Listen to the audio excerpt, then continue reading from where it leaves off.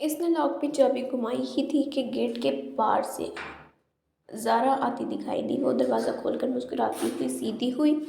हया, मुझे तो कोई मेल नहीं मिली। ज़ारा ने आज खुले गेट को धकेल कर अंदर कदम रखा। इसके चेहरे पर उदासी थी। कोई बात नहीं, एक दो दिन में आ जाएगी, फिक्र मत करो। हमने एक साथ ही अप्लाई किया था, मुझे आ गई है तो तुम्हें भी आ जाएगी। मगर स्कॉलरशिप को आर्डिनेटर्स के ऑफिस के बाहर जो लिस्ट थी, इसमें मेरा नाम नहीं है और मेरा सिर्फ तुम्हारा है हमारे डिपार्टमेंट में से। और एनवायरमेंटल साइंसेज की एक लड़की खदीजा का है। मुझे लगता है मेरा सिलेक्शन ही नहीं हुआ। ओह, इसे वाकई अफसोस हुआ था। इसकी ज़रा से अब बात हो ही रही थी। खैर, तुम कहीं जा रही थी? ज़रा चेहरे पर बशाशत लाते हुए बोली। हाँ, मार्केट इरम के साथ कल दावत भाई की मेहंदी का फंक्शन है ना, और लहंगे के साथ की हाई हील्स गुम हो गई हैं। शायद काम वाली उठा कर ले गई है। अब नए जूते खरीदने पड़ेंगे। तुम चलोगे साथ? इसने गाड़ी पर कोहनी निकालते हुए कहा। वो हल्की आसमानी लंबी कमीज और तंग चूड़ीदार पजामे में मलबूस थी। कमीज का दामन टखनों से जरा ऊपर था। हम रंग दुपट्टा गले में था और बाल कमर पर खुले हुए थे। हाँ चलो, जल्दी निकलते हैं। ज़ारा फौरन तैयार हो गई और फ्रंट सीट पर बैठ गई। इरम को भी लेना है, हया ने बैठकर कहा। वैसे तुम्हें सख्त से इरम को तुम्हारे साथ जाने की इजाज़त दे देते हैं। इरम इन दोनों से जो नियर थी और इसका डिपार्टमेंट भी दूसरा था, सो ज़ारा इसे इसकी ज़्यादा मुलाकात नहीं थी। इनकी सर्दी सिर्फ स्कार्फ तक है, ऐसे वैसे नहीं है। वो कार बाहर गेट पर ले आई। इरम का घर ज़ारा के हमसाए में था।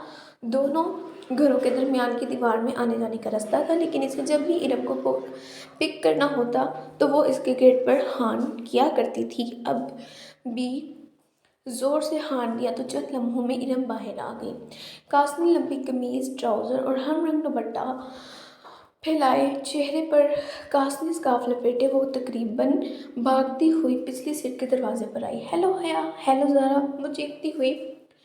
वो चहकती हुई कहकर बैठी और दरवाज़ा बंद किया। हया के साथ ऑक्टिंग के प्रोग्राम पर वो यूं ही खुश हुआ करती थी। कैसी हो इरम, तुमसे तो अब मुलाकात ही नहीं होती। इसने रुख मोड़कर इसको देखा। आपका डिपार्टमेंट दूर पड़ता है तभी। और हाँ, हया बता रही थी कि आप लोगों का तुर्की में सिलेक्शन हो गया है। मैं सिलेक्ट नहीं हुई, हया हो गई है। इसमें कोई बेहतरी होगी। तुमने अप्लाई नहीं किया था? अब इजाज़त देते तब ना, इसने उदास होकर कहा। वैसे पेरेंट्स को इतना सख्त नहीं होना चाहिए, ज़ारा ने कहा। हया ने तादीबी नज़रों से ज़ारा को देख के पहले एहसास कमतरी में मुब्तला इरम मज़ीद उदास ना हो जाए। अब हमें पता नहीं है इतने सख्त क्यों हैं। गर्मी में स्कार्फ लेना इतना आसान तो नहीं है, और फिर कल मेहंदी के लहंगे की भी आधी आस्तीनें रखने की इजाज़त नहीं दी। हया की भी तो आधी आस्तीनें हैं, मगर अब्बा ज़रा भी मुसलमान चचा जैसे नहीं है। इरम, तुम्हें आज क्या लेना है? मैंने तो जूते लेने हैं। इसने कोफ्त छुपाते हुए बात को बदला। इरम हर वक्त यही रोना रोती रहती थी। चूड़ियाँ लेनी है, मगर आस्तीन के ब्लाउज़ के साथ चूड़ियाँ अच्छी कहाँ लगेंगी।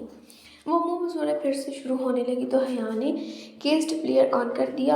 आतिफ असलम का गाना पूरी आवाज़ में गूंजने लगा तो इरम को चुप होना पड़ा। मार्केट पहुंचने के बाद इरम तो चूड़ियाँ ढूंढने निकल गई और दोनों मेट्रो आ गई। ये गोल्डन वाला जो तीसरे नंबर पर रखा है वो दिखाएं। बहुत देर बाद एक ऊंची हील इसकी नज़र में जची थी। ये वाला मैम। सेल्समैन ने जूता निकाल कर इसके सामने किया। वो ज़मीन पर पंजों के बल बैठा था और वो दोनों काउच पे बैठी थी। पहना दो मैम, बहुत मुअद्दब और शाइस्ता लहजे में सेल्समैन ने मुस्कुराकर पूछा। मेरे हाथ नहीं टूटे हुए, मैं खुद भी पहन सकती हूँ। जी श्योर, ये लीजिए। सेल्समैन ने मुस्कुराते हुए जूता इसकी तरफ बढ़ाया। इसने यूँ पकड़ कर रखा था कि पकड़ते वक्त हया की उंगलियाँ लाजमी इसके हाथ से मस होती। सामने रख दो, मैं उठा लूँगी। इसके रुखे अंदाज पर सेल्समैन ने गुनगुनाते हुए जो जूता सामने रख दिया। फिर बिल की अदायगी के बाद काउंटर पर खड़े लड़के ने बकिया रकम इसकी तरफ बढ़ाई तो हया ने देखा कि पैसों के ऊपर 5 का सिक्का रखा हुआ है और लड़के ने सिक्का यूँ पकड़ रखा था जैसे सेल्समैन ने जूता। शुक्रिया। हया ने नोटों को किनारे से पकड़ कर खींचा तो सिक्का लड़के के हाथ में ही रह गया। मैम, आपका सिक्का? लड़के ने फातहाना मुस्कुराते हुए कहा कि अब तो लाजमी पकड़ेगी और ये सामने बड़े सदके के बॉक्स में डाल दो। वो बेनियाजी से शापर थामने पलटी तो ज़ारा ने बेख्याल कहका लगाया। इस लड़की की शक्ल शक्ल देखने वाली थी हया। दिल कर रहा था कि इसकी शक्ल पेशाब में परे सारे जूते मार दो। पता नहीं हमारी ज़हनियत कब बदलेगी। यूँ घूरते हैं जैसे पहले कोई बार कोई लड़की देखी हो। वो तनफर से नाक सिकोड़ती गुस्से से सीढ़ियाँ उतर ही रही थी जब करीबी ही से आवाज़ आई, तो इतना बदसबर कि बाहर मत निकला करो बीबी। वो चौंक कर आखिरी सीढ़ी पर रुक गई। एक ममर खातून थी, बड़ी सी चादर लपेटी हुई, नागवारी भरी निगाह इस पर डालकर ऊपर जीने पर चढ़ गई। एक तो लोगों को और राह चलते तबलीग का शौक होता है। ज़रा इसको कोहनी से थामे हुए वहाँ से ले आई।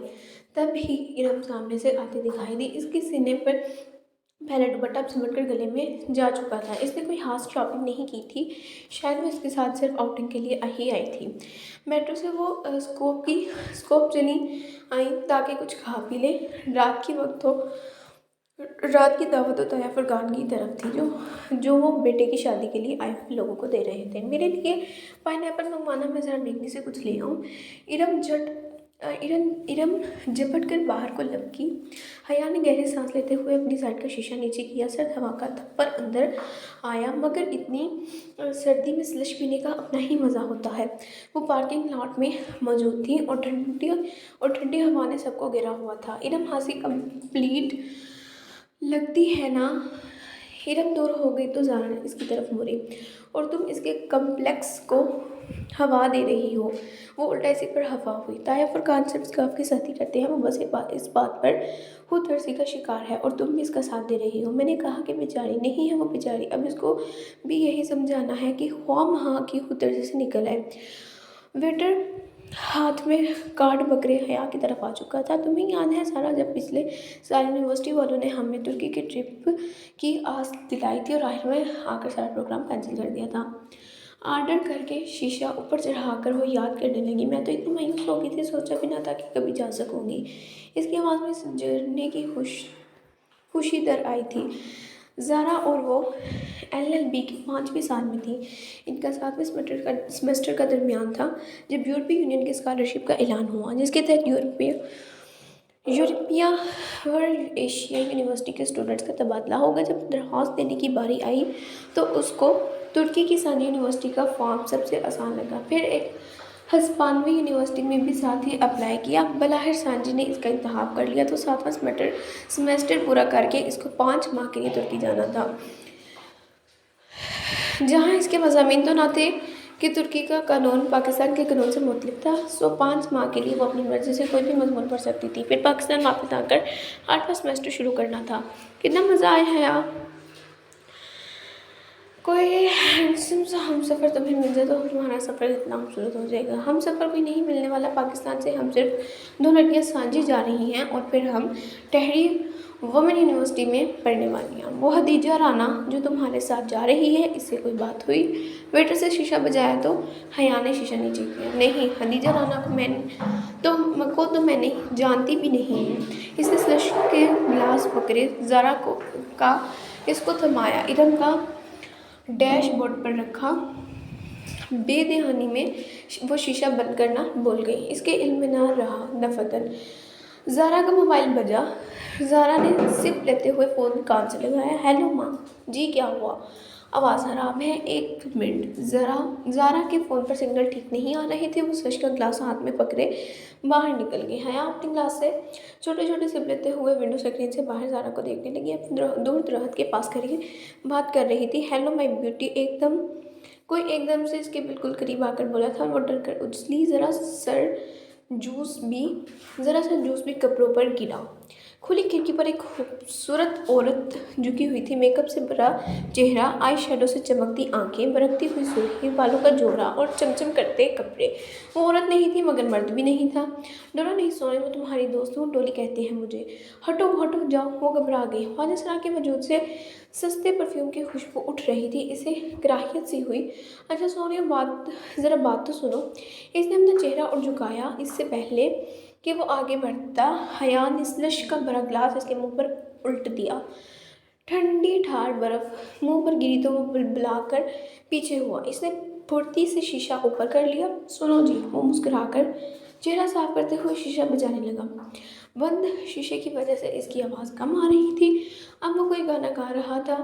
कँपकँपाते हाथों से उसने इंग्लिश में चाबी घुमाई और गाड़ी वहाँ से निकाल लाई। गाड़ी बेकरी के दाहिने दरवाजे के सामने गाड़ी रुकी और पीछे मुड़कर देखा। दूर दरख्तों के पास डोली नामी हौजसरा अभी तक वहीं खड़ा था। वो उसके पीछे नहीं आया था। अब वो गा भी नहीं रहा था, बस खामोश गहरी नज़रों से उसे देख रहा था। इसे बेख्तियार झुरझुरी सी आई। कहाँ रह गई हैं दोनों? इसने झंझलाकर हाथ पर हाथ रख दिया, फिर गर्दन मोड़कर देखा। वो अभी तक इसी को देख रही थी।